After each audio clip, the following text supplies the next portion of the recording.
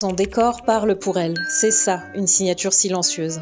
Je te montre comment la créer chez toi dans cette série où on s'inspire du design de nos personnages préférés. Holly vit dans un espace presque abandonné où le vide devient une scène. Un matelas au sol, une baignoire transformée en canapé, un miroir non accroché, une valise toujours prête. Tout dans son appartement traduit sa liberté, son instabilité, mais aussi son style instinctif et personnel. Pour avoir cette signature, on ne meuble pas tout d'un coup. Plutôt que d'acheter un canapé, une table, une étagère et un tapis en même temps, on commence par un matelas ou un futon simple au sol. Tu peux observer comment tu utilises vraiment l'espace pendant une semaine. Tu pourras ensuite ajouter un tapis coloré ici, une petite table là, au fur et à mesure. Par exemple, chez toi, pose juste un coussin épais au sol près de ta fenêtre pour créer un coin lecture minimaliste. Fais du recyclage élégant, regarde autour de toi, as-tu une vieille valise, une caisse en bois ou une vieille malle? Pose-la à côté de ton lit ou de ton canapé, elle peut faire office de table basse ou de rangement stylé. Une cagette en bois peut devenir une étagère murale en la fixant avec 2 équerres. Par exemple, utilise une vieille échelle comme porte-serviette dans la salle de bain ou pour poser des plantes. Mets l'accent sur la personnalité, pas la perfection. Choisis un objet qui a du sens pour toi. Ça peut être un miroir ancien accroché de manière asymétrique,